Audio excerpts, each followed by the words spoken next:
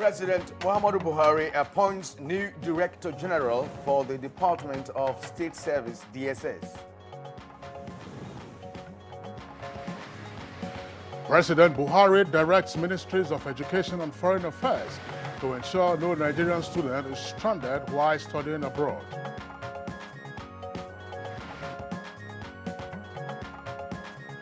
World leaders pay last respect to former UN Secretary General Kofi Annan. On Good Morning Nigeria today, we shall discuss the challenges of flooding and associated impact on the populace.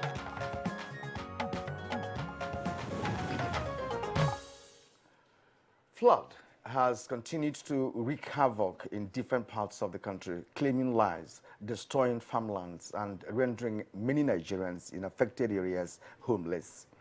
For instance, the Niger State Emergency Management Agency only days ago revealed that about 40 persons lost their lives to various floods in 23 out of the 25 local government areas of the state, and all of that happened within the past 3 weeks.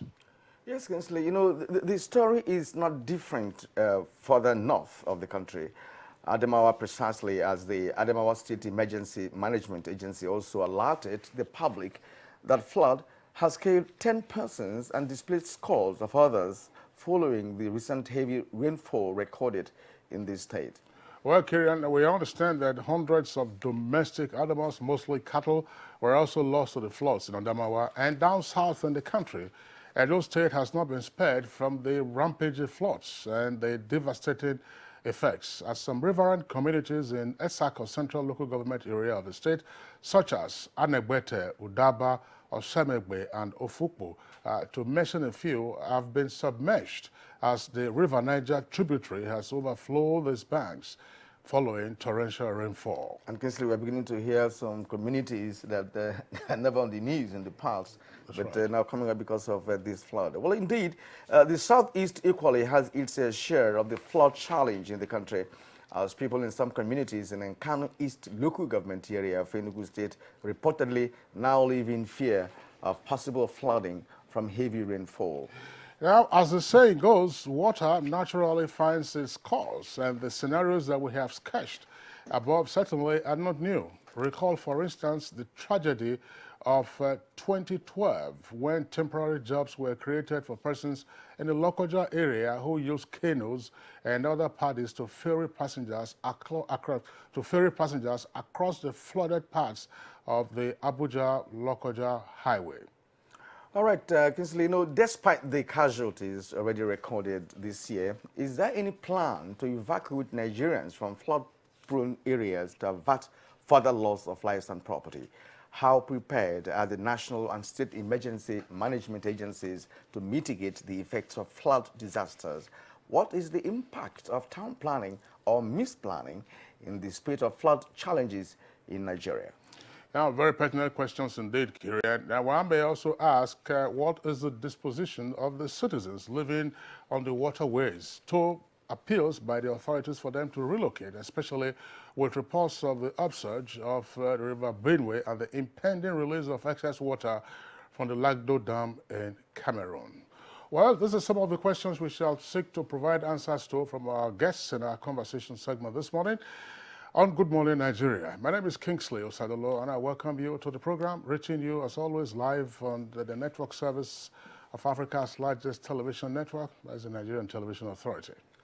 And I'm Kirian Umaya, also welcoming to this edition of Good Morning Nigeria, the last for the week. Just to remind you that our usual companion segments will include newspaper review, business, sports, foreign, and entertainment news. But first, let's take Good Morning News with Comfort Amodi. Hello, Comfort. What comforting news do you have for us this morning? Well, waking up this morning in good health is comforting. Good morning, Kirian and Kensley. Here's the morning news. President Muhammadu Buhari has approved with effect from the 14th of September the appointment of a new Director General for the Department of State Service. He is Yusuf Magaji Bichi, a core Secret Service operator. A statement by the Special assistant to the president on media and publicity, indicates that Mr. Bichi worked as the state director of security in Jigawa, Niger, Sokoto, and Abia states. He was at various times the director of National Assembly Liaison National War College, national headquarters in the Directorate of the Security Enforcement and Director State Service Academy. The new DSS boss, who is bringing skills and intelligence to bear on his new assignment, is a political science graduate from Bello University, Zaria, and received training in intelligence processing analysis, agent handling recruitment in the United Kingdom. And President Muhammadu Buhari has directed the Ministries of Education and Foreign Affairs to take necessary measures towards ensuring that henceforth no Nigerian students get stranded while pursuing education abroad.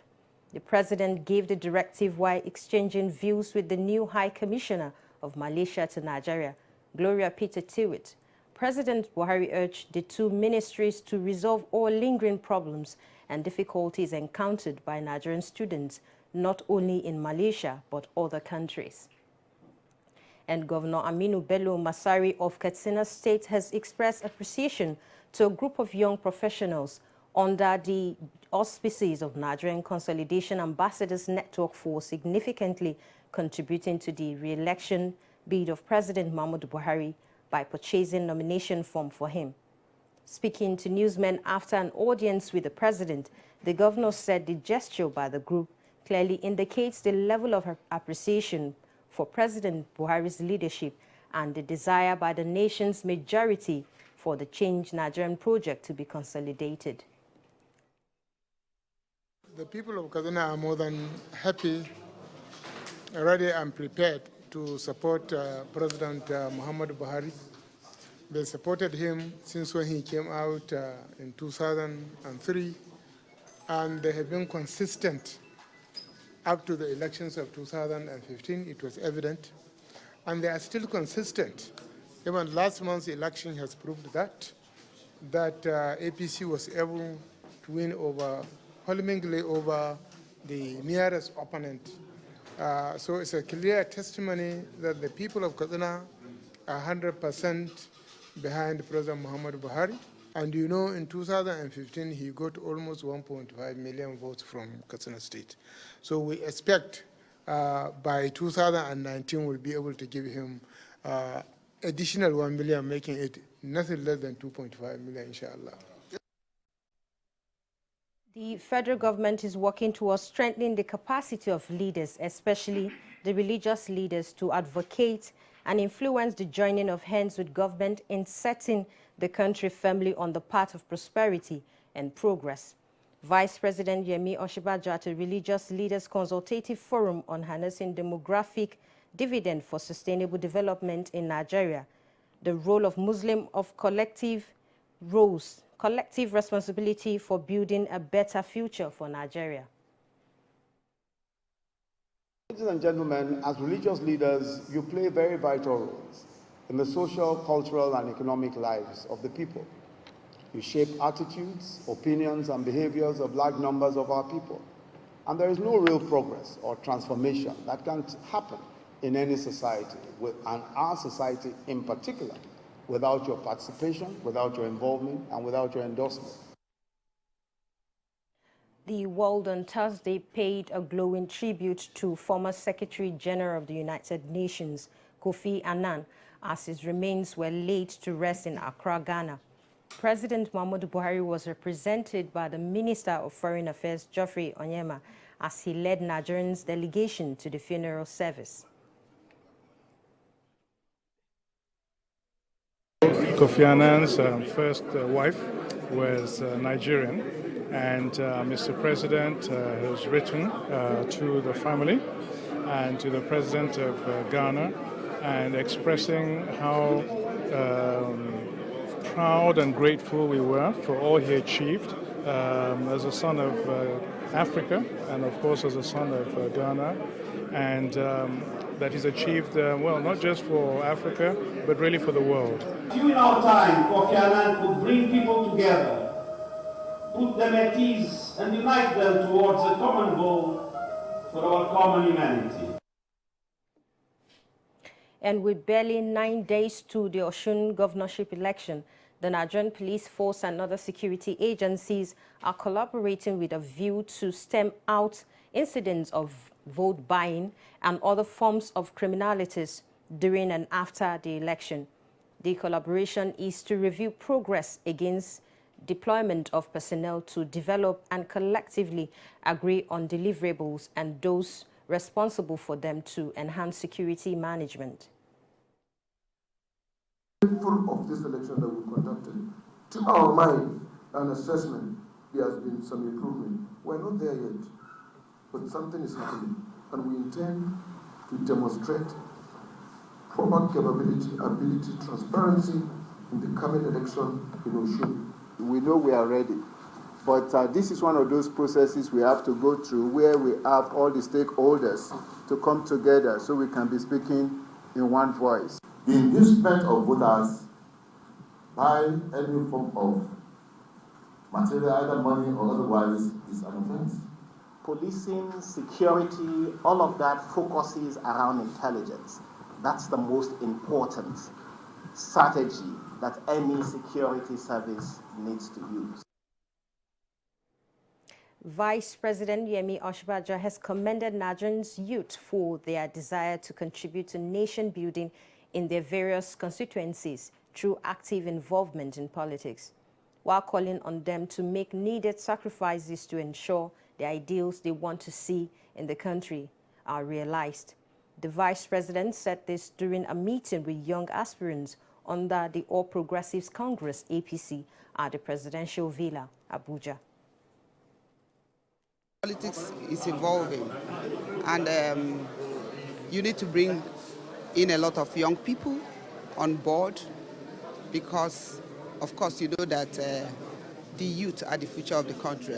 Because of the philosophy of Mr. President, philosophy of the Vice President, philosophy of the APC, we will not put our hand in the government treasury to pick money, to take money and fund our election campaign. Meanwhile, the People's Democratic Party says its ballot papers for the conduct of the presidential primary will carry the photographs of all the aspirants. National chairman of the party, Prince Uche Secondo, stated this in Abuja when he hosted the European Union team headed by Bridget McUlsen.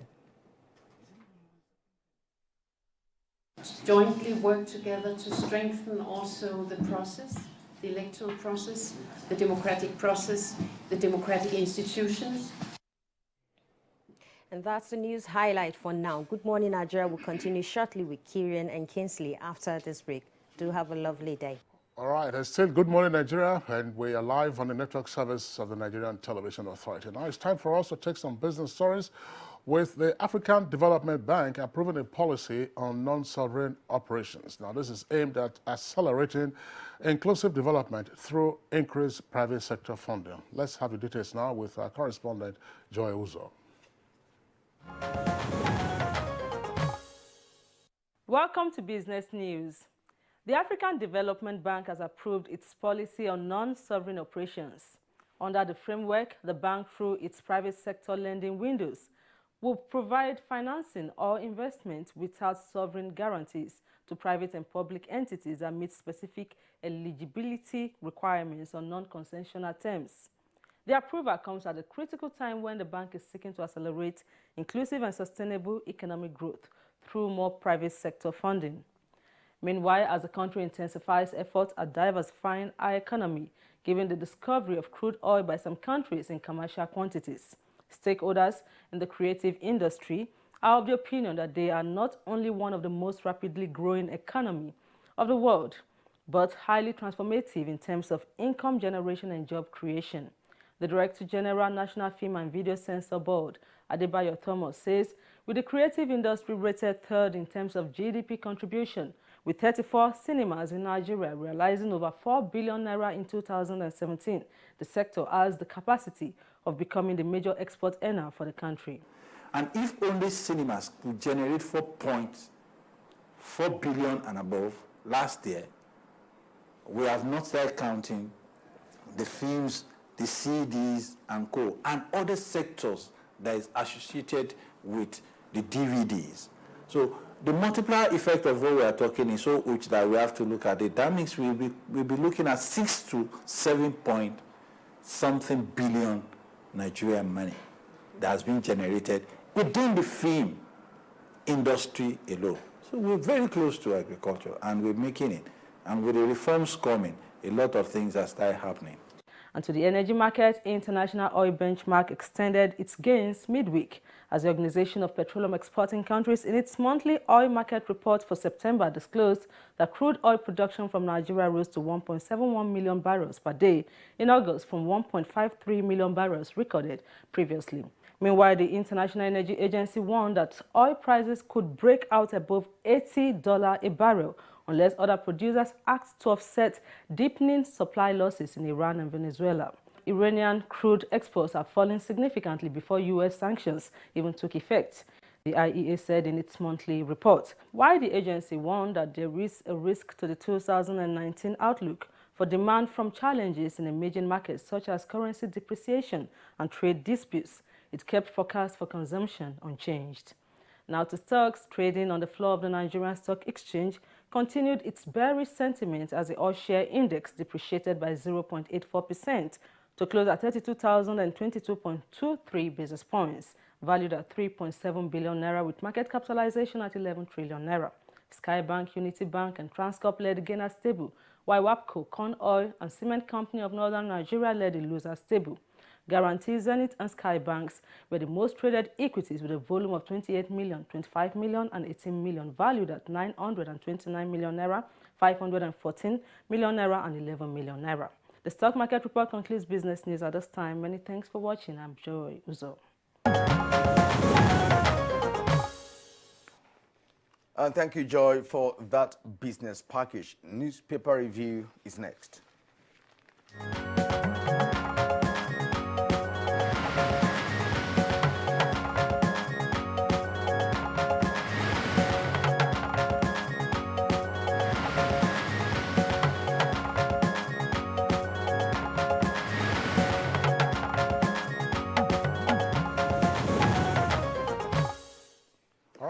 It's time for us now to have our newspaper review, and Bayo Atoyebe is right here with us in the studios, as always, for the review session. Bayo, good morning and welcome to the program. Thank you, Kinsley. Good morning. Good morning, Kyrian. Good morning, Bayo. Today we have about three papers to review, with, of course, the editorial. And here I have the Nigerian pilot. Let's begin with that. Just below the nameplate, 2019 elections, we are committed to credible polls, says INEC. The dozens of women held captive as herdsmen raised 3 villages in Adamawa. That's on page 7. And now the main headline on the Nigerian pilot, and that's Buhari sacks DSS DG Sefa with 3 riders, names Yusuf Bichi as replacement, gives no reason for his action. Southern Middle Belt leaders react. That story is on page 4. And now at the bottom of the Nigerian pilot, we have some stories there. Imo, police arrest suspected killers of a Catholic priest. Lecturer docked for alleged sodomy. Plot to impeach Saraki thickens. That's on page 9. And then defection. Dogara finished politically, says APC. And then 2019, NLC Labour Party reject Mimiko presidential ambition in crisis. All right, I come to the New Telegraph. The New Telegraph story, that's the lead, is also on politics, but coming out of Lagos. The paper also focuses on the flooding in some parts of the country. Now, let's begin with the lead story, and the headline says, Tinubu adamant over Ambode, with a number of riders, governors, and Southwest leaders appeal to APC national leader, party leaders in marathon meetings, Buhari yet to wade in, traditional rulers pay solidarity visit to governor, and PDP woos governor. And take a look at the 4 photographs there on the front page of the New Telegraph. They are scenes from various flooded locations in Kogi and Delta states. Flood kills 55 in Niger, Adamawa, and Gombe. Thousands displaced in 7 states. NEMA orders evacuation in Anambra. Rice farmers lose 5 billion naira in Kano. And Kogi governor opens 33 camps. That can be found on page 6. Just below the nameplate of the new Telegraph, we'll have 2 headlines we are taking from there. Just below the nameplate of the new Telegraph, 2 headlines. 2019, Nigeria risks violent elections. That's according to USIP. Details on page 2. Buhari sacks Seifa as acting DSS boss. Southern leaders kick. Details of that story can be found also on page 4. And above the nameplate of the paper, pension administrators pay sacked workers 86.71 billion naira. Deceased families get 145 billion as death benefits. Now, before Bayo comes in, Bayo, there's one story here that really struck me, the issue of the arrest of suspected killers of Catholic priests. In fact, down there in the east, you know, the people complain bitterly about the preponderance of killing of Catholic priests. This is just about the 4th one within 1 month. Yeah, you recall early in the week we discussed this issue, that it is becoming a recurrent decimal, killing of clergymen. And the good news is that at least those who were involved in this latest one have been apprehended. But the security agencies must be up and doing to find out the link between criminality and the clergy. Be that as it may, the matter of concern now is the alarm about flood. Niger State has over 100 communities flooded, and this is not far-fetched. The Niger River is overflooding its banks, and we are still lucky. River Kenji Dam, Jeba Dam are all still retaining their water. By the time they open up their water, if the dam is overfilled, we are going to have a lot of problems. And that is why down the valley of the Niger up to the Niger Delta, there is already alarm about flood. The other danger also is that Lado Dam in the Cameroon, that also dams the River Benue, there's been alarm over the week that any time from now, Lado Dam is going to open up because the dam is now overfilled. So all those who are lying in the low valley of River Benue, River Niger, this is the time to evacuate. If not, we are likely to have crisis, God forbid it. Talking about the report by Pilot is saying that Matthew Seyefa is sacked. That is wrong information. Matthew Seyefa was appointed in acting capacity in public service. When a Director General is removed, vacuum is not allowed. Therefore, somebody is asked to act in that capacity. Usually, it is almost the most senior officer that is asked to fill in that void. However, subsequently, the appointing authority had the prerogative to appoint somebody to fill that position. So that is actually mixed information to say that Matthew Seyefa was sacked. That is not very correct. The other story that is trending is the alarm raised by the organized labor and has given federal government 14 days ultimatum to do something about the national minimum wage, or they cannot restrain labor from resorting to industrial action. They expressed concern over indication that the tripartite committee could adjourn indefinitely as indicated by the Honorable Minister. It may be recalled that in November, the federal government appointed a tripartite committee headed by resourceful former head of service, Ama People, and they were expected by August or September to turn in the report. Labor is threatening that the Minister of Information of Labor and Employment is indicating that they have adjourned indefinitely, and Labor says they can no longer wait impatient. However, the Nigerian Tribune has another slight to the story. It says that the National Economic Consultative Association has cut its 42,000 proposed as minimum wage to 25,000. The minister, Chris Ngege, who revealed this, says that while he was reacting to the 14-day ultimatum given by Labour, Minister says that as chairman, and he himself and the chairman of the committee, Ms. Ama People, will meet the president today and present the latest position to government. The minister said all aspects of minimum wage has been completed except the fixing of the amount, and he indicated that Labour earlier has submitted a sum of 56,000 and later upgraded it to 65,000. The National Economic Council brought 42,000 and later on reduced it to 25,000. This is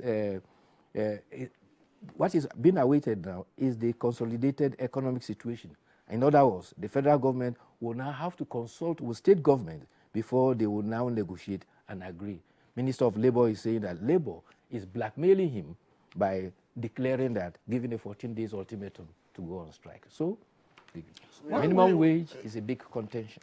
It's a big, but there's no doubt about that. Some months ago, Bayo, if you recall, when the issue came up, yes, the Labour indicated what its preference would be as a minimum wage, but we did say that there were other parties that were involved. Parties. Yeah, and that you will have to negotiate and convince the other parties to agree. And there must also be a consideration for the capacity to pay. Because we have various scenarios played out in different parts of the countries, of states and local governments owing their workers. It's continuing. The owing of workers in many states, it has continued actually. So the capacity to pay is a real issue. Not just there is a dilemma here. The 18,500 take-home pay cannot take the worker home. Everybody agrees that there is a need to review. Even at 18,500, many states are not able to pay. All right, let's go to the Punch newspaper so quickly and get the main headline on the Punch newspaper. APC governorship candidate Tinubu adamant about decision on Ambode, page 2, has that story. With a rider, Lagos can't continue to be in Tinubu's pocket, says group. And below that is a photograph of Kofi Annan, the late Kofi Annan, who was actually honored yesterday in Ghana. Obasanjo, Saraki, world leaders bid Kofi Annan farewell. That's on page 14. And now below that, we have Oshu begins payment of salary arrears, pensions, with 19.8 billion naira. That's on page 43. Just as by let's say, Oshu has just started paying arrears of salaries. Yes. Right. And of course, Kano Emirate Council suspends 5 village healths for insubordination. It's on page 8. All right. And, well, let's go to the... yeah, well, Bayo, you have any story there? The editorial is, of course, it's from the Nigerian Pilot newspaper, and it's at page 3 with the headline, Resurgence of Restructuring Debate. It says, from all indications, restructuring or devolution of power will play a crucial role in the 2019 electioneering campaign. Now, the paper adds that a situation where all tiers of government depend on the sharing of monthly allocation from Abuja should end, and that the government should ensure that it doesn't continue to maintain a studied silence on what it refers to as a feeding bottle federalism. Well, before we go to this editorial, 3 African heads of state joined the surviving Ghanaian head of state to pay their last respect to Kofi Annan. Kofi Annan was former Secretary General of the United Nations. He was buried with full military honors in a private ceremony. United Nations Secretary General had a tribute to pay to Kofi Annan. He said Kofi Annan was UN and UN was Kofi Annan. President Akufo-Addo called him an international icon who represented Ghana, Africa, and humanity very well. His wife, Mani Maria, said, thank you to Ghana for giving her beloved Kofi to the world. Not many people know, in fact, that Kofi Annan's first wife was a Nigerian, and the Nigerian delegation was led by Foreign Minister and former heads of state Olusegun Obasanjo and General Abubakar Abdulsalami were also in attendance. Now, talking about... Not forget in a hurry the decision Kofi Annan made when the UN nominated him to be their rep during the initial period of Syrian crisis. He withdrew, believing that it's not going to work. And it has not worked up to today. It's a smart decision he made at that time. Yes, I agree with you. And interestingly, the current president of Ghana, that's Nana Akufo-Addo, his first wife also was Nigerian. It is Nigerian. Nigerian. Okay, to the editorial. Yes, editorial. Editorial is about restructuring. Well, this has been an ongoing debate. There are several dimensions to restructuring, but this editorial is emphasizing what it has described as feeding bottle federalism. That is a situation where states, local government will depend quarterly upon the stipends from the federal government. And that is one aspect of the restructuring. There are other concerns about physical restructuring and other which have generated debate. But take note, every time there is election coming ahead, restructure will always be. And people have not made it clear. Like Kingsley, we had that discussion sometime last week, where we said, is it going to be fiscal, geographical, or economical? And the proponents of the restructuring, none has been able to bring up a template, that one could start looking at to determine whether it's a possibility, for now in Nigeria. In other words, restructuring is a political campaign topic. Okay. All right. Well, at that point, we are going to conclude this segment of a newspaper review on Good Morning Nigeria. We would like to thank Bayo Toyebi, as usual, for being part of it this morning. Thank you, Bayo. Thank you. We are going to see you on Monday. By the way, I'm sorry, we missed this, but that's the end of the newspaper review. When you take a look at the front page of the Punch newspaper, the photograph there, will tell you part of the activities for the funeral of the late Kofi Annan. He was given a state burial. Yes. Because you could see his casket there was born in a gun carriage. That's 17 gun salute. Yes, that's what you get. All right, Bayo, as you've been signed off by Kirian, thanks a lot for being here. We hope you enjoy your weekend. Thank you too. All right, so it's still Good Morning Nigeria. We'll take a short break. Now, when we return, of course, we'll be dealing with flood and flooding in various parts of the country. All right, now to set the tone for our conversation this morning on flooding and the associated impact, let's have this backgrounder from our correspondent, Garba Mohammed Natala.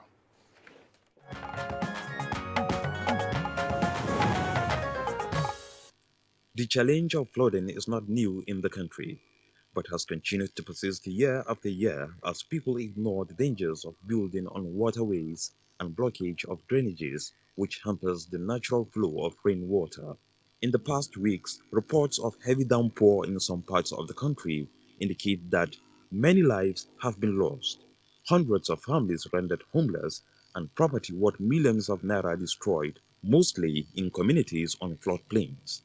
It will be recalled that Nigeria Hydrological Services Agency warned that 380 local government areas in 35 states would experience flooding this year, with high impact in about 78 local government areas, but not as severe as the case of 2012.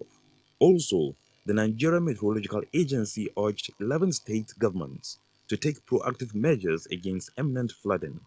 The National Emergency Management Agency equally alerted residents of southeastern states to brace up for possible flood. Despite these warnings by government agencies, torrential rainfall has left its trail, tales of war in parts of the country. States affected include Adamawa, Akwa Ibom, Bauchi, Benue, Borno, Cross River, Delta, Kaduna, Kwara, Nasarawa, Yobe, and Zamfara, among others. In the case of Adamawa State, the imminent release of excess water from Lagdo Dam by the Cameroonian authorities is already causing panic, as there is already an upsurge in volume of water at River Benue. What measures are being put in place by relevant federal and state government agencies to contain flooding and its effects? Are there plans to relocate citizens from flood-prone areas to prevent further loss of lives? These questions will form part of discussions on Good Morning Nigeria.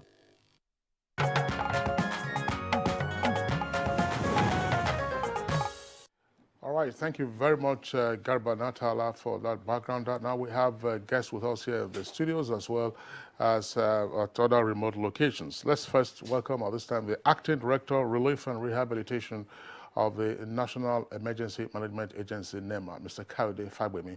Mr. Fagbemi, pleasure to have you with us on Good Morning Nigeria. Thank you very much.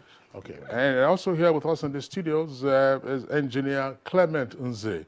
Nze is the Director of Engineering Hydrology of the Nigeria Hydrological Services Agency. Engineer Clement Nze, pleasure to have you on Good Morning Nigeria. Thank you so much. And also here with us in the studios is the Kogi State Commissioner for Environment and Natural Resources, Sanusi Usman Yahaya. Of course, has joined us from Lokoja, the capital of Kogi State. But right here with us in the studios, Yahaya, pleasure to have you with us. Thank you very much. Thank you. And still here in Abuja, we have been joined by Omar Shoaibu. He is coordinator, Abuja Metropolitan Management Council. Thank you for coming this morning. Good morning. And from our Kaduna Network Center, we have Professor Emmanuel Adanu. Professor Adanu is the Executive Director, National Water Resources Institute, Kaduna. Good morning, Professor Adanu, for joining us as usual. Thank you very much. Good morning. Conversation via Skype is Secretary to the Adamawa State Government, Dr. Omar Binder. Dr. Binder, good morning and welcome.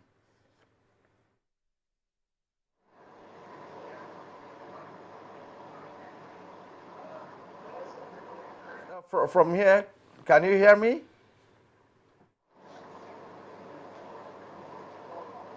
Your audio line. We may like to begin with you.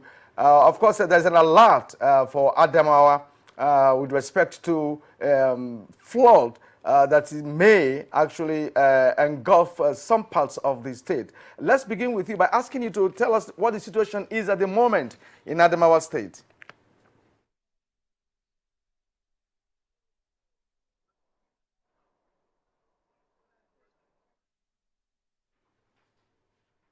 All right. Thank you very much for the invitation, and this is a very strategic time to share information about this. Adamawa State, so far so good. Our own situation is critical in the sense that out of our 21 local government areas, we have 7 local government areas on the edge of the River Benue, and anything that happens to River Benue will affect these local governments. And the critical thing as we speak is that the water levels are coming up due to the opening of the spillway from the Lagdo Dam in Cameroon, and the communities along that River Benue in these 7 local government areas, including Fufore, Yola North, Yola South, Gire, Demsa, Numan, and Lamorde, are really in terrible mess. Then you have other local governments that are affected due to the amount of water that cascades from the various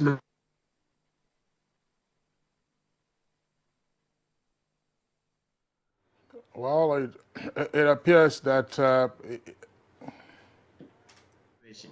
so, in summary, we are battling.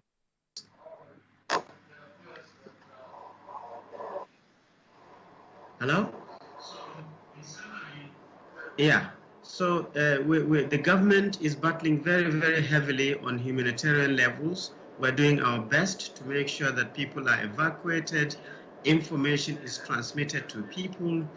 We're creating a number of internally displaced person centers to cope with this overflow of human beings.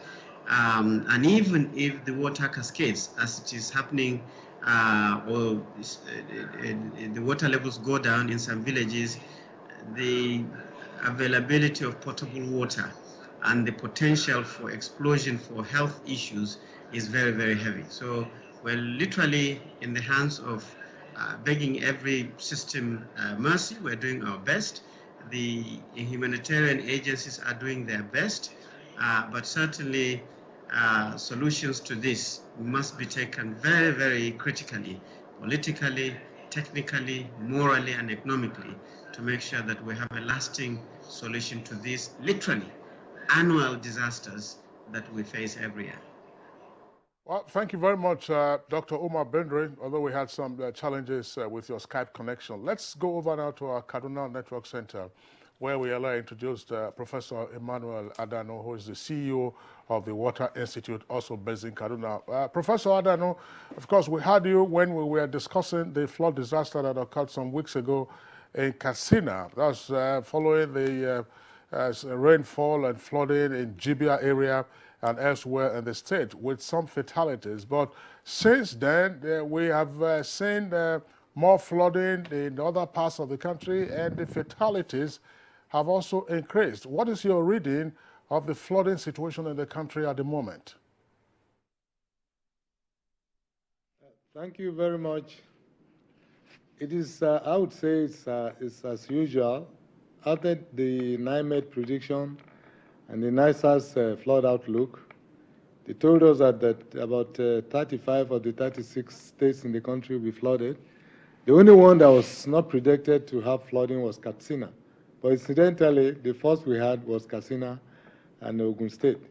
So sometimes predictions may not come out the way they are. Well, let me tell you, the areas being flooded today, if you look at the drainage pattern of Nigeria, are always prone to flooding. Now, the secretary, the person who talked from Adamawa just now, well, we know that that environment is very susceptible to flooding when releases of water from Labdo is done. Now, as you come down along that side to Numan area, the river Gongola that discharges into Benue around Numan, if Benue is filled up around Numan, which is a confluence, now the water coming from Gongola, which is always very high because the source is from Jos, the water will back up. It will not take, the river Benue will not take all the volume of water as fast as it's expected, so it will back up. So those down area, Mborum, Demsa, all this down all the way to Lamu, they will get flooded. But other parts of the country, for instance, when we went to Katsina, we found out that the rainfall at the time was not the only type. This year's zone was not the highest they ever had. But prior to this year's zone, they never had any flooding. But going through the town, we realized that town planning was a major problem. Occupational practices like farming and even cattle rearing that was tilling the ground sometime, was softening it, was also part of it. In Abeokuta, at the same time, we realized that the problem was also town planning and the ability of the rivers within the town or streams within the town to discharge this thing. But most of the cases, as you show from the photographs you showed us, the houses, if you remove all those houses in the floodplains, you will not have this disaster. Just remove them and see. Next time, try to project without them. The disasters will not be there. But all this flooding will keep coming as long as rainfall is coming the way it's coming. We know that to some extent, the practices are necessary because of our search for livelihood. But we have to make sure that these areas that are prone to flooding will be kept free and provide other alternatives for them. Adamawa may be on the line, but let me tell you, if Adamawa gets flooded, downstream, Benue, Lokoja, and all these areas, we should expect the same kind of flooding as coming from other wings. Now, we are supposed to provide a code of practice for those who have dams and are operating the dams. The code of practice is ready. We'll soon send them out to people. Please, anytime you're expecting flooding, especially in the dry season, try to, as much as possible, remove the water in your dams. Let me put it in a very crude way. Remove the water in your dams to make space for the flooding that might come or incoming of the rainy season. This is very important. Now, we have a situation in the Benue wing. The only dam that was constructed after 2012 to at least mitigate the effect of is a Kashimbila. But unfortunately for us, Kashimbila on River Katsina Ala contributes about 27% of the flood on Benue from that wing. Katsina Ala, the Kashimbila on River Katsina Ala is constructed, but we have impounded the dam fully. So right now it's spilling, and any water that comes will just go through. So it is not in a position right now to curtail any flood from there. But if we had emptied it prior to this time, it will take about 27% of the water that comes to Benue. So as it is, if we keep having rainfall, all these events will keep occurring. Thank you very much. We'll definitely return to you in the course of our conversation this morning. But let's turn to the Kogi State Commissioner for Environment and Natural Resources, Sanusi Usman Yahaya. Now, Kogi State, or let me be precise, Lokoja and its environs were the epicenter of the 2012 flooding, which was the most destructive so far in the history of Nigeria. And reports have it now that the current situation might result into another catastrophic situation. Of course, Lokoja is the host to the meeting point of the two major rivers in Nigeria, Niger and Benue, which we refer to as the confluence point. Now, what is the situation presently in your state? Thank you very much. As we speak, for us in Kogi State, it's already a national emergency. Beyond the confluence point where measurement is taken of river level, this morning is 10.96 meters. 3 weeks ago, it was 7.1 meters. The peak of the flood in 2012, 29th of September, it was 12.84. So just under 2 meters to get to that point. And as we speak, 9 local governments on the banks of rivers Benue and Niger are already flooded, and people have been displaced, particularly for Ibaji and Kogi Kotonkarfe local government.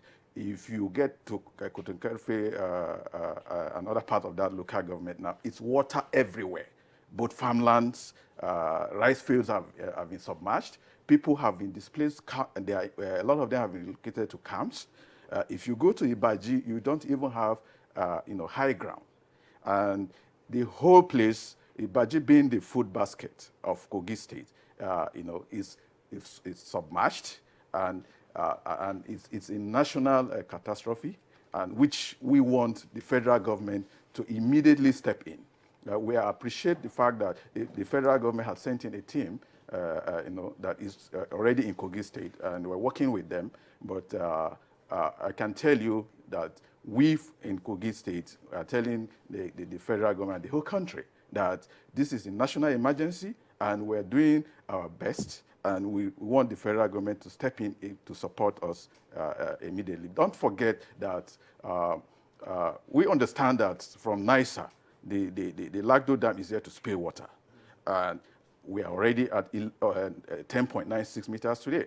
And the moment we get that, spilling from Lagdo Dam in Cameroon, we will surely get into that level of 2012. And even Lokoja, the state capital right now, is, the roads are becoming flooded, and being a gateway between the north and south of the country, it's of national importance and interest that the federal, all the emergency contingency plan should be activated immediately to come into Kogi State. Yeah, Honorable Commissioner, there was an alert before now, and of course, Lokoja is a spot. There was an alert. What did government do before now? Yes, immediately we swung into action with sensitization plan, both in the media and visit to the communities that are flood prone. And that's the reason why in Kogi State we have recorded only 1 death, because a lot of awareness was created, a lot of effort was made to make people move to a safer, higher ground. And I can tell you that the Navy right now is working with Red Cross, the State Emergency Management Agency, and other stakeholders to, do such, patrol, search and rescue along the river channels. Okay, thank you very much. Let's bring in now Engineer Clement Nze. Engineer Nze, of course, is Director of Hydrology Engineering, Hydrology. Your agency, of course, has also been involved in terms of sending out alerts with regard to the flooding situation in the country. But here we are, Anambra, Delta, Edo, Katsina, Niger, and virtually all parts of the country are experiencing floods and flooding. What is the outlook like? Have we reached the peak, or things are likely to get even worse? Okay, thank you so much for the question. Earlier in the year, the Nigerian Hydrological Service Agency, as part or one of his mandates, come up with what we call the annual flood outlook to inform the whole country what the flood situation will be throughout Nigeria. And then we began to cascade our information to the zones to inform them this is what you should be expecting in Nigeria in the course of the year, expecting in terms of flooding. We went to so many zones to sensitize the people. Now, as at today, I mean, we keep monitoring it on a daily basis. Over a week ago, or even since around 27th, 26th of this month, we'll be releasing the, having press releases to media houses and then also to NOA to inform the nation there is a seeming catastrophe at hand. Because we taken flood of 2012 as a benchmark, we monitor daily and make comparison. Now, by the alert, I will call it red alert, that way we are already, which the Nigerian Hydrological Service Agency issued on the 6th of September. The agency informed the nation that all the indices that took place in 2012 have all manifested. The only exception is the Lagdo Dam, release of water from Lagdo Dam. The agency is in constant touch with the Cameroonian authority with regards to water release from the Lagdo Dam. And each time we get any news, like breaking news in Nigeria, we get in touch. When we called last about 2 days ago, the officer in charge of the Northern Cameroon, province of Cameroon, the infrastructure development, and assured us that the dam is still impounding water. That even that the ambassador to Nigeria called after seeing an breaking news in Nigeria, how to call before my call came, that they are still impounding water. But from what he painted is a little bit gloomy. He said the water level at the dam, Lagdo Dam, is about 2.1 meters. But once you get to 2.6, they will start spilling. Now, at what time will it get to that point is dependent upon the amount of rainfall upstream. Like I mentioned, our agency, in our press release, mentioned the 12 states that lie within the banks of rivers Niger and Benue. And unfortunately, it is coming to the prediction we made, going by the figures we are getting, using Lokoja as a sample.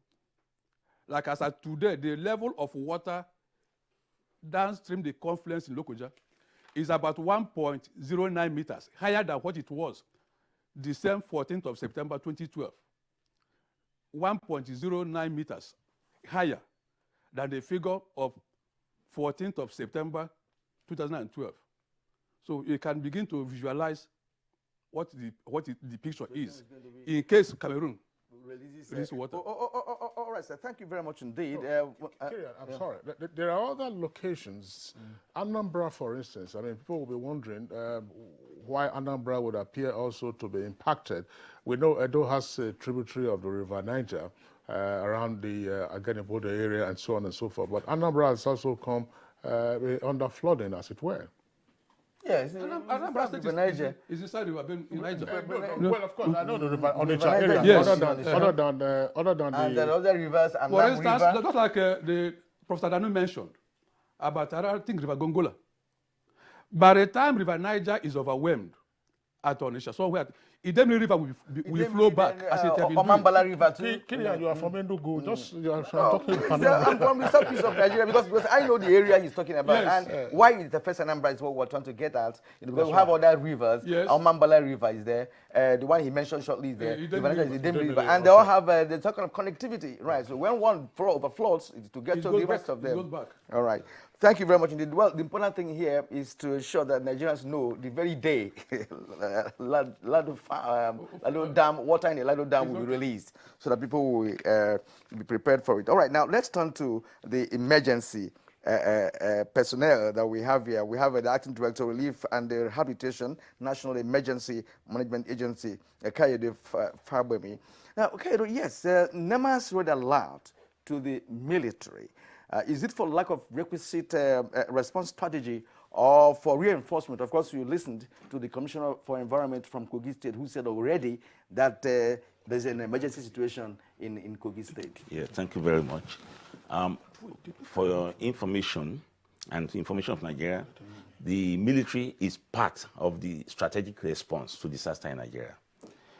We, by our blueprints, we have a director, search and rescue, who is a serving military officer.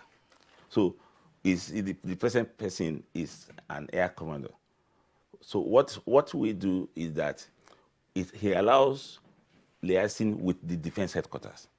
So when we got the information, the alert from NISA on the 6th, in fact, it was around 8 p.m. After 8 p.m., we got the information. We called for an emergency meeting, on the 7th. That was Friday. And we called all the stakeholders. The military was present. We called NOA, we called NISA, and NIMET, and everybody. And we quickly started, to activate our contingency plan. And we formed 6 teams to go out. The Kogi State Commissioner had just confirmed. We had 6 teams to go out to all the 12 states. So a team is already in Kogi and Anambra State. And what are they to do? To work with the State Emergency Management Agency to identify places where people can be evacuated, to warn people who may not want to leave.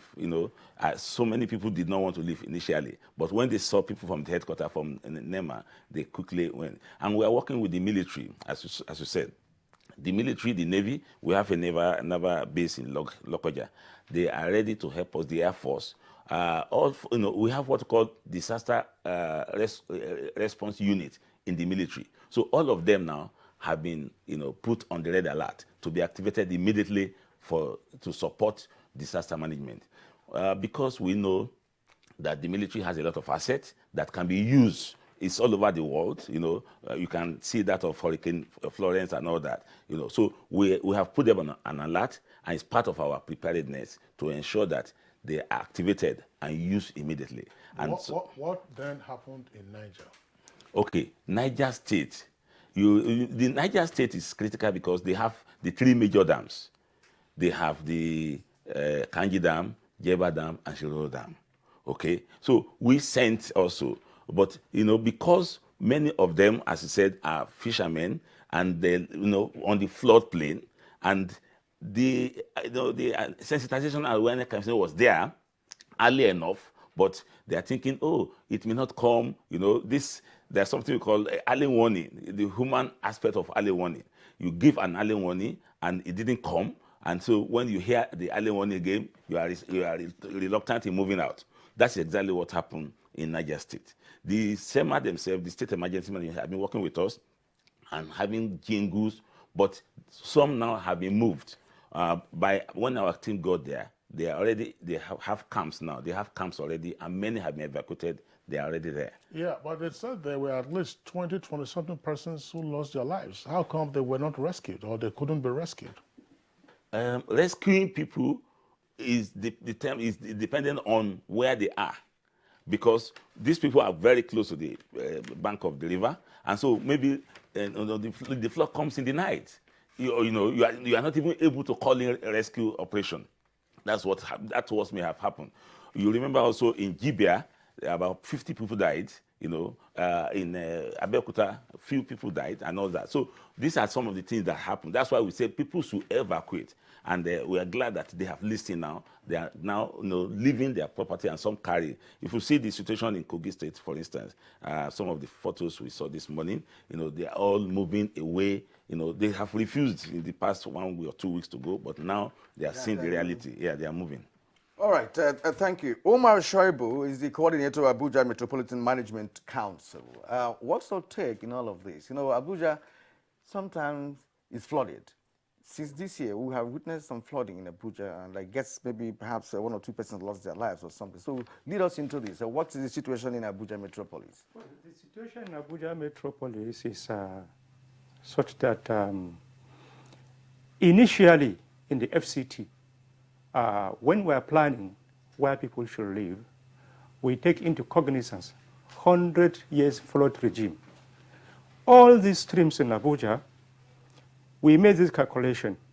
And if within 100 years, there is likelihood of a flood to occur from a certain river, we earmark a place where it is not allowed for people to start developing their houses within those places. So the problem that we are encountering now is our failure to plan. And if you fail to plan, we are planning to fail.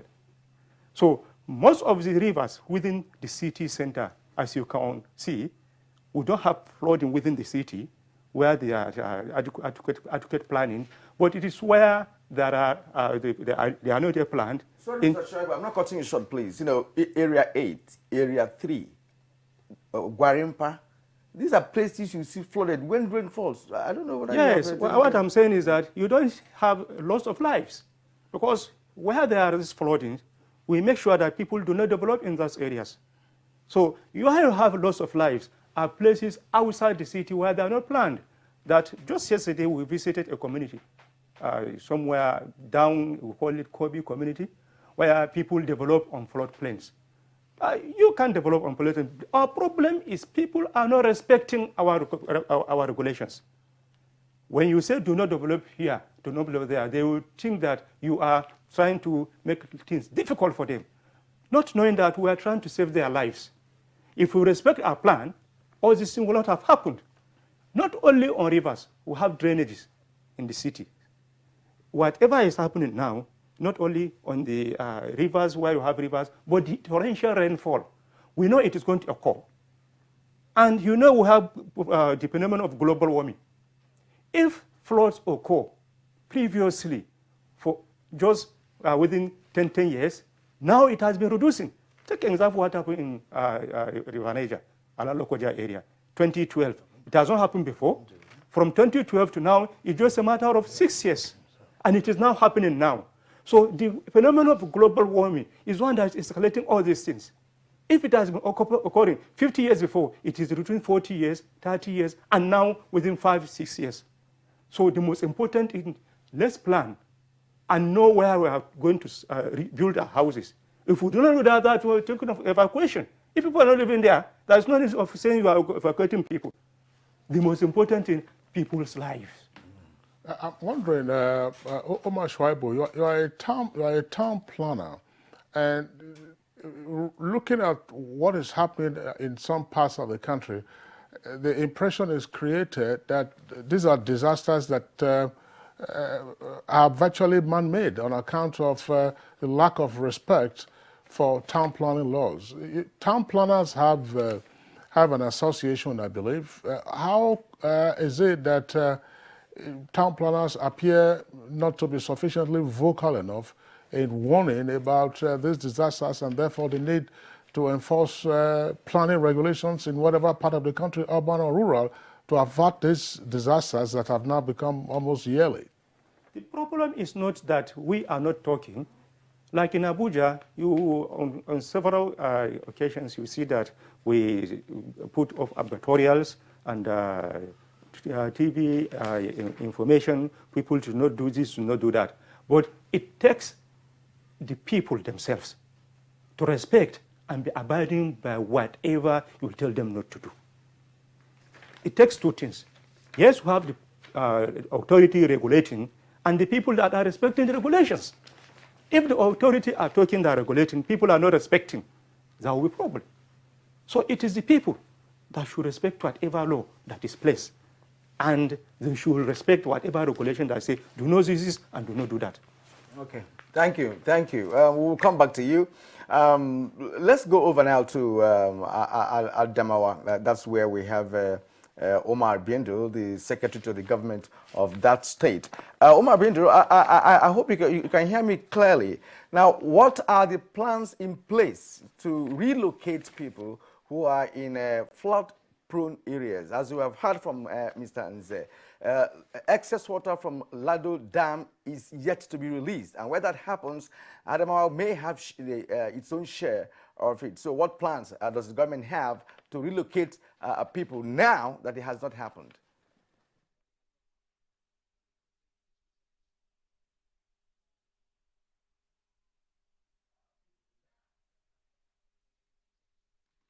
Thank you very much, Kieran, for this question. I will start by literally saying at the national level, I think our country is demonstrating a very serious weakness. Weakness in the sense that this thing is beginning to become a culture.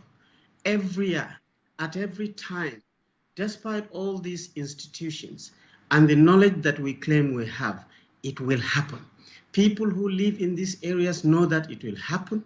People who are monitoring our hydrological and weather systems know that it's going to happen. And every time we go through this cycle of flooding, villages being taken over by water, and so on and so forth.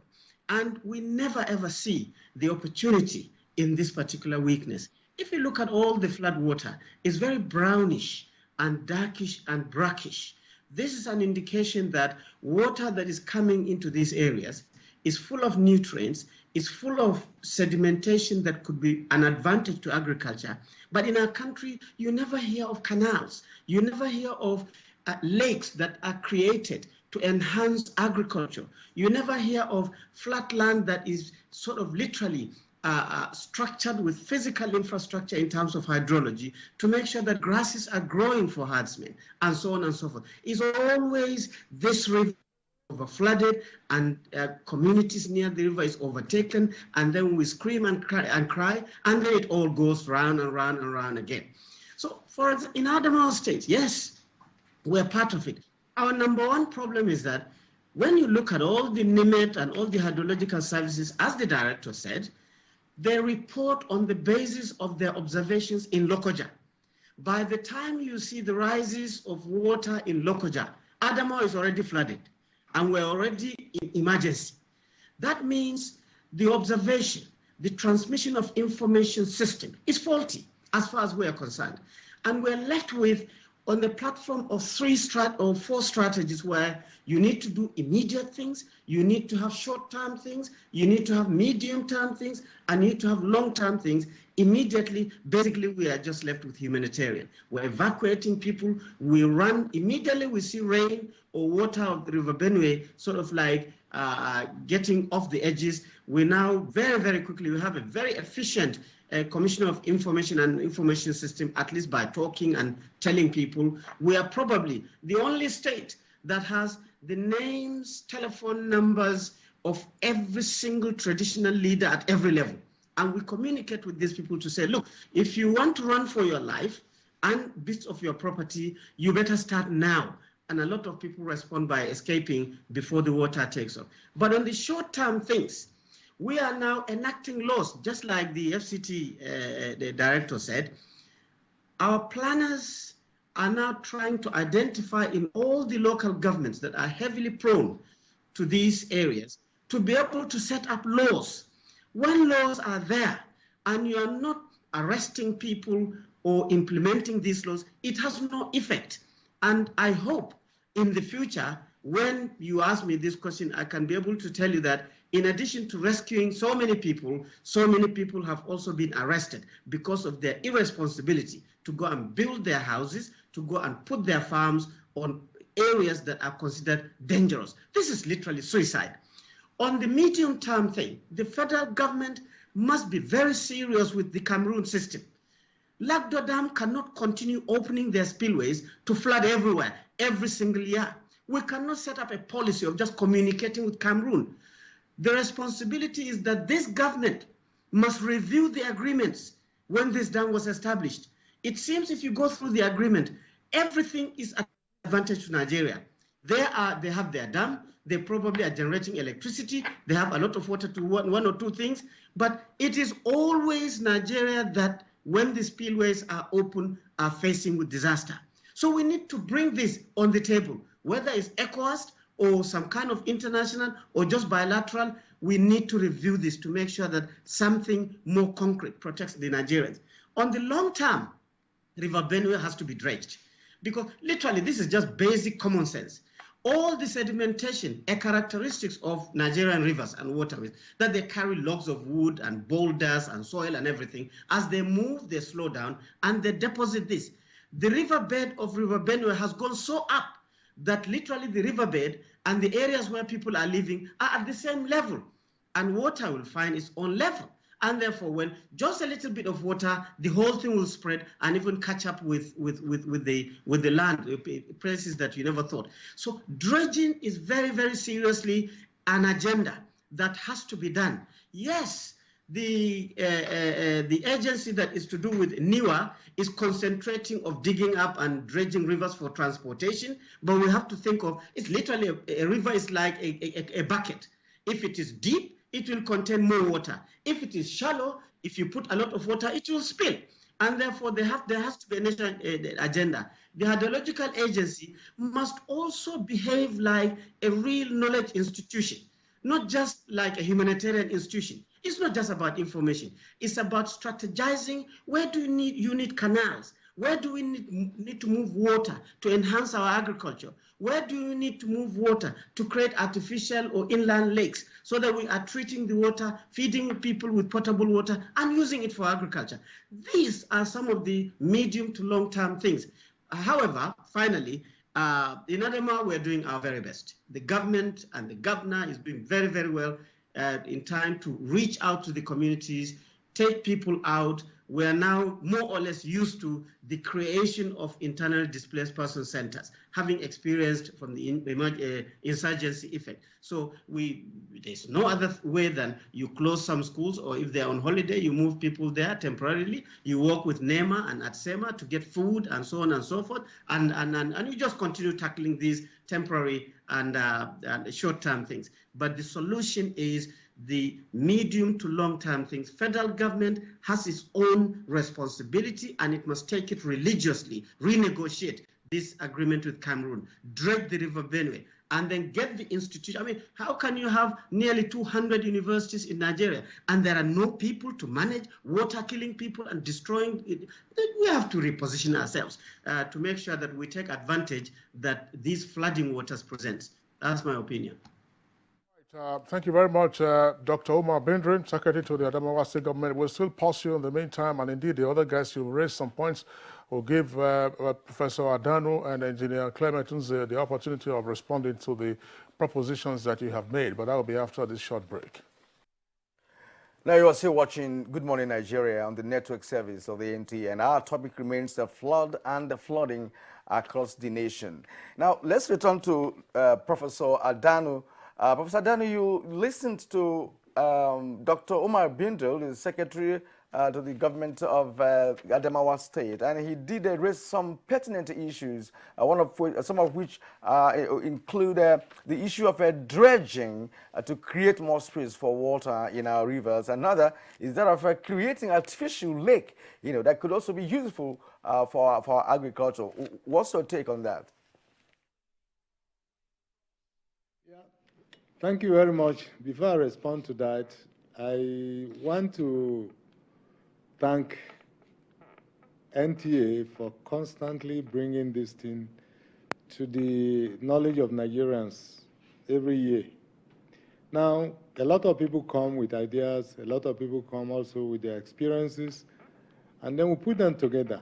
But have we assessed and summarized them effectively for government to take action? Engineer Nze said something when he was talking, but a lot of you overlooked it. He said downstream of Lokoja, the stage, that's the water level, is already as high, or if not higher than what we experienced in 2012. Now, that clearly removes Labdo Dam from any culpability. Because at that time, they were saying Labdo Dam was releasing this.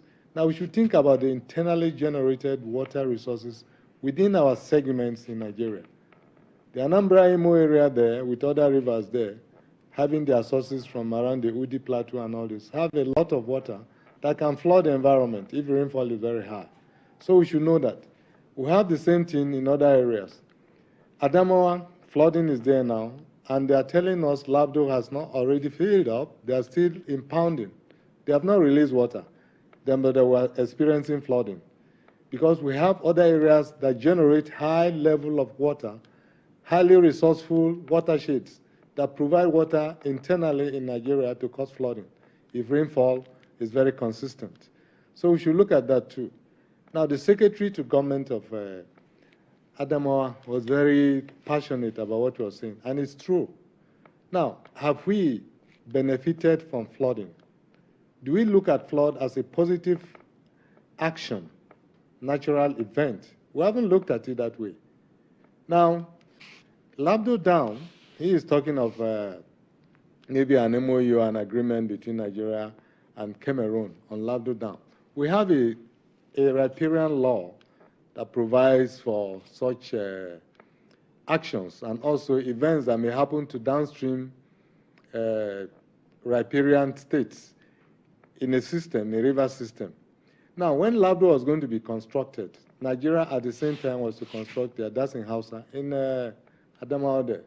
It's about 30 kilometers upstream of Yola to be constructed. And the reason for that was to take enough water from Labdo and also manage and operate the excess water effectively.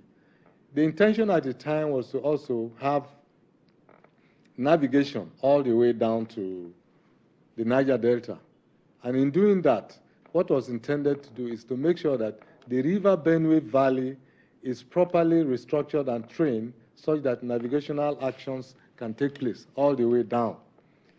Now, the Dasin House Dam in Nigeria is supposed to contain all the waters coming from Cameroon. Cameroon just produces about 11 billion cubic meters of water and sending to us. This is inclusive of the Labdo Dam that's about 6 billion cubic meters. The Dasin House Dam downstream, it was supposed to be 16 billion, which means it can take all the water from Cameroon, including the water from Labdo Dam, and manage and operate it effectively. Now, this is not done. Any agreement you are going to go into now is just a riparian agreement. And the riparian law says that anybody upstream should send about 25% of the water that flows downstream to make sure that water is available for the people downstream of such environment, including, of course, the quality of water. It should not degrade the water sufficiently. Now, what do we do with this flood water? It's going to keep coming. What do we do with it? That is a problem. But I believe that if we put, because everybody in the studio today is very knowledgeable, and everything they've said today, I think is cogent, and it responds very well to our demands and also our experiences. Have we been able to put this thing down sufficiently for government to take action? Or has it been sufficient and government is not ready to take action on that? The Dasin Hausa Dam, whether we like it or not, is hanging on us. We must find money one day to do it. Otherwise, the whole of that River Benue that we're talking about and all this will be in trouble. Now, dredging. I am not too much concerned about just dredging components of a river. A river system has its origin. In 1979, I remember, I was carrying out a research on River Benue on the sediment migration. And all the pebbles that I found around Abinse in Benue State and Gasha area were derived from the Cameroon mountains. So if you are going to dredge a component of a river, please be sure that you know where your sediments are coming from.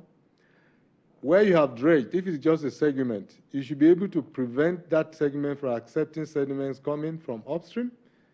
And you must know how to manage the sediments that are coming. If we are going to dredge River Benue, let's look at all this system. The characteristics of the river, the sediments derived, their age, the travel time. It is difficult for the sand. We know the origin of the pebbles in the river coming from Cameroon mountains, but the sand is also a problem. Now, the sand in Benue, River Benue, or the Benue Valley, is also part of the transgression of the Atlantic some millions of years back. So those spent sediments are there. But as for the boulders that come, or pebbles that come down there, they come all the way from. So if we are going to dredge any system like that, you must know the true nature of the action and activities of the river and all the sediments that are produced in the system. He made mention of a lot of sediments being conveyed down there. Yeah, it's true. Some of them are nutrients, but when they're deposited anywhere, we should know how to use that. So as he mentioned, if we can track these sediments very well, track our flood, and make use of them, you know, we can do it. Let me tell you, we can do it, and we need to do it. Thank you. All right, Professor Emmanuel Adano, thank you very much from our Kaduna Network studios. Let's bring in now Engineer Clemens. Engineer Clemens, you listen to what Dr. Umar Brindri said from Adamawa, VASCAP, and Professor Adano right away on how, for instance, we should, as a nation, seek to benefit more from flood waters rather than bemoaning the annual disasters that we have on our hands, because the floods just sweep away everything in their path. They have more canals, they have more artificial lakes, and so on and so forth. I know Bakalore Dam, for instance, has a network of several kilometers of canals and all of that. So what is your response to that proposition? That's one. And second point, which perhaps you may wish to take first, is are we really now out of the woods in terms of the amount of rainfall to expect, bearing in mind that the Cameroonian authorities haven't yet released water? Because if you look at the map of flooding disaster in the country this year, Kebbi State, for instance, I mean, there was a military officer who lost his life trying to rescue a woman from flood. That was in Kebbi. Niger has been impacted. Kogi, of course, is right there. Edo is suffering. Anambra is suffering. And several other locations. So is this the worst peak that we should expect before the Cameroonian authorities release water from the Lagdo Dam? Plus, how then do we channel flood waters for more productive economic activities? Okay, thank you so much. I will say, honestly, we are not yet out of the woods in terms of flooding. In 2012, the highest peak of flooding incident that took place on the 29th of September, which is, as of today, about 2 weeks away. And the height we recorded was 12.84 meters on September 29th, 2012.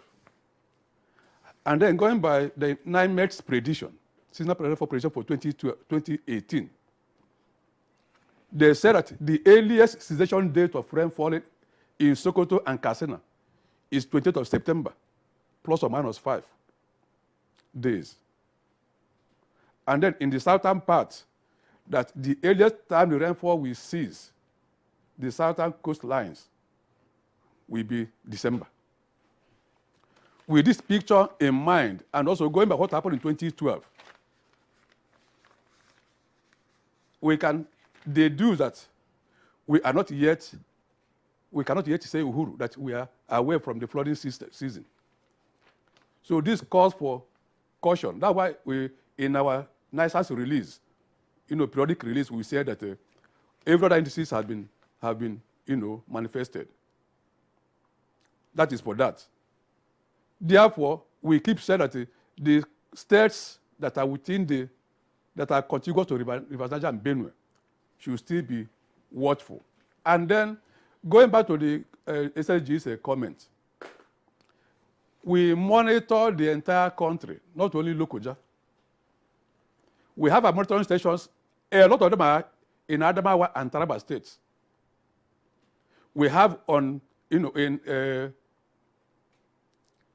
we have in Kasenala River.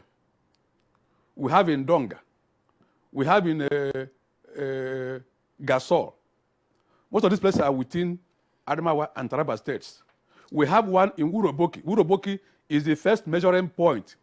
Our agency has a station as soon as River Benue enters Nigeria. That's our first point we measure. and it is critical to our analysis. As at today, the level of water at Wuroboki in Adamawa State is still less than that of 2012 at the corresponding date. Now, just like Professor Adanu mentioned, there are a lot of tributaries of River Benue that are very productive downstream of Lagdo Dam in Cameroon. Within the Cameroon portion, you have Mayokebi River, you have Faro River, very active, flowing into River Benue, downstream of the Lagdo Dam. And then within the Nigerian axis, you have Donga, Kasenala, Gongola, a lot of them. Now, the best that could be done to reduce the inflow into River Benue is to put dams within these tributaries. That of that's a Hausa dam that is over or about 15 billion cubic meters that is still on the drawing board could be kept in abeyance and then put smaller dams on these rivers so as to be collecting the inflow into River Benue. With that, like Professor Donald mentioned too, like the Kasibila Dam, if there is a proper operation of dam operation, that dam built mainly to checkmate whatever could happen in Lake Nyos in Cameroon, it could have been emptied by now. So that at the peak of rainy season, July, August, September, what we call just month, you begin to monitor it and then to block. Like he mentioned also, 27% of the volume of Benue is contributed by River Kasenala. So if such has been done, it will go a long way to regulate the amount of water that enters into River Benue. Then concerning the relationship between Nigeria and Cameroon, there is a subsisting memorandum of understanding, specifically for the management of the water resources potential of the River Benue Valley. Cameroonian authority is bound to inform Nigeria ahead of time in case they want to release water. But then we are at their mercy. If they inform us, what do we do? We don't have any dam to trap whatever is coming from Cameroon. All right, thank you. Kingsley, from all indications and from submissions of our guests, you can see that the technicality of ensuring that flood water could be positively utilized for other forms of development, especially farming, is very complex and demands high level of technology. I hope I'm right there. You are the professionals, but from what you have told us this morning, it's not just a child's play. And before we go to the tweets now, because Nigerians are beginning to respond to our conversation, let's return to Commissioner for Environment in Kogi State. Of course, because this is a humanitarian issue now. What is being done now by the state government? That is because of what's called for national emergency. What are you doing at present? Because we have said that Lokoja is the epicenter and it may occur. Yes. As a state, the government of His Excellency Alhaji Bello has responded within the available resources, of course, to evacuate people into the created temporary shelters. But of course, we are faced with, insufficient, public places that we can keep these people. And sometimes we have to resort to use of schools, and which will disrupt schooling. And in that case, we will want the federal government and other NGOs and other public spirited individuals and corporate organizations to come in to support us with temporary shelter in the form of tent. Because if we are able to, have those, tents, on, open ground, then we can take in a lot of people. As we speak, thousands of people that are displaced are taking shelter with, relatives, friends, and we tend to focus on those in the camps, but there are thousands of people that are, displaced and living with. After the 2012 floods, the Dangote Committee was set up by the Jonathan administration, and part of what that committee did was to construct housing accommodation in some parts of Lokoja. Perhaps those houses have been taken up now by individuals. But what has the state government done, bearing in mind that one of the issues that arose from the flooding of 2012, and I'm sure you have also experienced that now, has been the reluctance, the unwillingness of persons whose livelihoods depend, on activities around the banks of the confluence area to actually relocate, dangers notwithstanding. Yes, following the event of 2012 flood, like you rightly mentioned, the investment in providing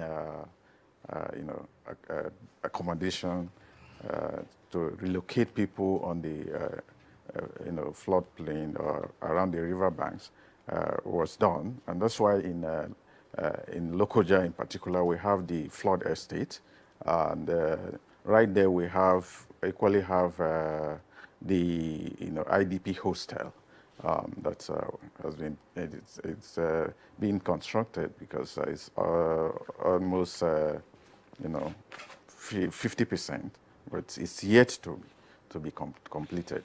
All right, thanks a lot. We will take the tweets, probably just to help us lead to the close of the conversation. But let's bring in the NEMA, the acting director. What is your assessment of the readiness of states to be first responders to disasters occurring as a result of flooding? How ready are they? Yeah, actually, in our disaster management circle, the state is the weak link. Many of them have state emergency management agencies, but they have no capacity. And we've been trying to build capacity. You are aware that some states are even finding it difficult to pay salary, so they cannot equip and do many things for the state emergency management agency. But we are supporting them. Today, food items and non-food items will be leaving for Kogi State, for instance, and we are trying to purchase irrigation pumps, so that farmers that lost their crops can do irrigation, farming when the floods are gone. We are trying to get fishing nets, so that they can, get some money back, because they are going to lose a lot of their crops. So we are the state. When we asked them, we had state, we had stakeholders meeting and asked for their preparedness, how ready they were. They say, oh, we are ready, but we know they are not ready. So we know, and also the federal. We want to thank the federal government for supporting NEMA. We are all over the state, all over everywhere. And as I said, we send our team out, and it's not only NEMA staff, including staff from NISA, from NIMED, from all other agencies, to all the states to do awareness campaign. All right, thank you. Before the tweets, let's also just conclude this conversation by returning to Omar Shoaibu. Omar, is Abuja ready for any emergency? You see, the readiness entails on the level of planning. You see, you have to plan this in advance, not a matter of only 6 months. Has it been planned? Of course, Abuja has been planned to contain all this, to contain all possible occurrence of fraud. You can never stop urban flooding. That is natural. But you must plan against its occurrence. That's why we have a plan of this development should be here, this development should be there. Land use planning is very, very important in this matter. There are developments that you cannot prove. You cannot prove where there are areas are close to even to where substitute flooding, like gas stations and all that have you. But what I will strongly advocate for planners all over the country is to demarcate all these flood-prone areas, all the rivers, not only the major ones, the smaller streams themselves. Because whenever there is flooding, the small stream that you feel like is just a seasonal stream that dries every year, it flows, you see the volume has grown to a very big river. So let there be demarcation of all these flood-prone areas, and then sensitization of preventing people from development on all these flood-prone areas. Prevention is better than cure. All right, Omar, thank you very much. Let's go over now to the tweets that we have. Sani Omar Kasina has this tweet, says, flooding is disastrous. Many people lost their shelter and all that they have. Government should not allow people to build houses with no drainage system or building houses where, which is, you know, a water corridor. I think that we can help prevent the consequences of flooding.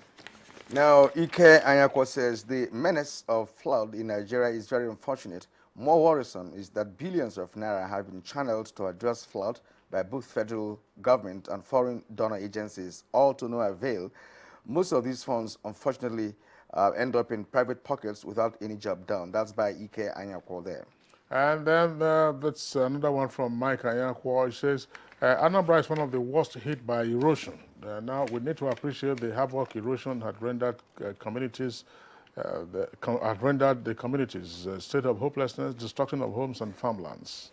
All right, from Elias Nuhu, if we want to avoid the reoccurrence of flood, the government has to make sure that the Cameroon Dam is delayed or diverted, or else the 2012 flood disaster will be experienced once again. Sonny Makalomakoji. While many Nigerians empathize with the victims of the current flood disaster, some officials are taking advantage of this ugly situation as they are busy diverting donations from NGOs and corporate bodies for their personal gain. The diverted bailout funds are now flood donations. Omobola says, climate change conference of 2017, where Nigeria was a partaker, may have provided some clues on how to tackle this perennial menace. We know what to do. All that's required is responsive leadership with political will across all levels. But he also should understand that there's flood even in the US, UK, and what have you. That's we've seen that in Japan. We've seen disasters in India. Yeah. We've seen in other parts of Europe as well. Suleiman Babagana has this tweet. State and local emergency management agencies should re-strategize for them to live up to their task, not leaving everything to NEMA. Okay, now, Olarawaju Rashid, flood can be managed by intervention of government by compelling people to build right. That is making sure that no one builds on waterways and by providing adequate drainage system where necessary. All right, gentlemen, that's the much that we can take. We'd like to thank all our guests for being with us on the conversation segment. And we do hope that also the relevant authorities and the officers who've listened to this program would take the opportunity of noting the various proposals and issues raised by our guests. From Adamawa via Skype, we were joined by the Secretary to the Adamawa State Government, Dr. Omar Bindri. Omar Bindri, pleasure to have you with us on Good Morning Nigeria today. Thanks a lot, and we wish you all the very best in bringing succor to victims of flood and flooding in your state. And also from Kaduna, we would like to thank our regular guest on Good Morning Nigeria, Professor Emmanuel Adano.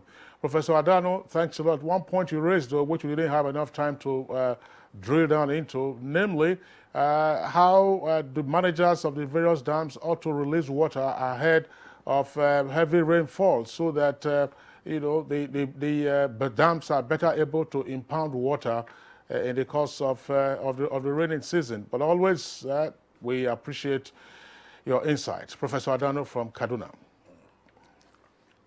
And here with us in the Abuja studios, deep thanks to Engineer Clement Unze. He's a director of the Nigerian Hydrological Services Agency. Engineer Clement Unze, thanks a lot for being with us on Good Morning Nigeria today. Thank you. All right. We also would like to thank Town Planner Umar Shuaibu, who is the coordinator of the Abuja Metropolitan Management Council. Thanks a lot for being around.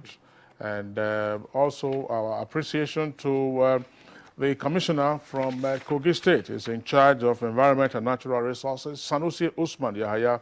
Thank you for being with us on Good Morning Nigeria. Thank you very much. Our appreciation too to the acting director, relief and rehabilitation of NEMA, Kayode Fagbemi. Thank you for being with us. Let's go over now to our complimentary segments, and here is our sports desk. Okay, we'll see you again on Monday for a fresh edition of the program. My name is Kofi Annan. And I'm Kingsley Osadolo. I join Kieran in thanking you for tuning in. We do hope that you have a lovely weekend. And before then, of course, enjoy the rest of your day.